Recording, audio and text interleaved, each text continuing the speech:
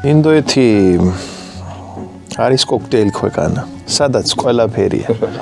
შეიძლება ერთი ტრასაზე რომ ნახო მანქანა, ტრეილერი, ველოსიპედი, ოტო, გვერდზე ძროხაც ნახო შეიძლება. ანუ სხვანაირი ქვეყანა.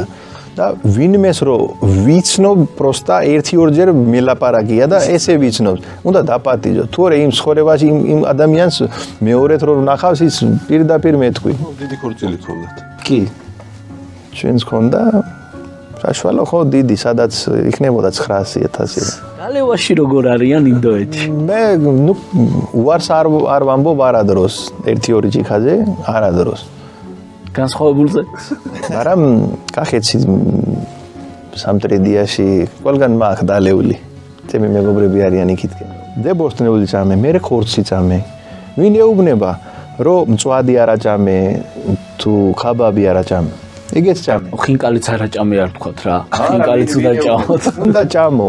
ой, მაგრამ ცომეულია პრობლემა. მერი პოტი დოქტორ ბანეგი. რა კარგია.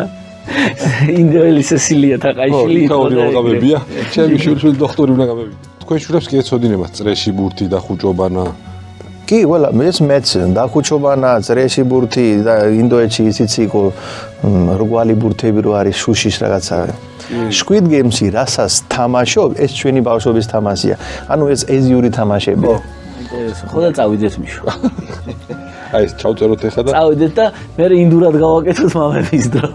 აუდიტორია ძალიან დიდი კი გვეყოლება. აუცილებლად. რო ეხლა საქართველოში უფრო ძალიან მეგობრულად არიან მამა და შვილები.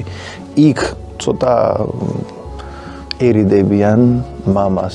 აი რას გადმოიტანდით ინდოეთიდან აქ და რას გადაიტანდით ინდოეთიდან და საქართველოსთან ინდოეთში? არაფერი გადმოტანა არ ჭირდება, იმიტომ საქართველოსაც ტრადიციული ქვეყანა. ეხი მამების დროს 4 შაბათ 8 საათზე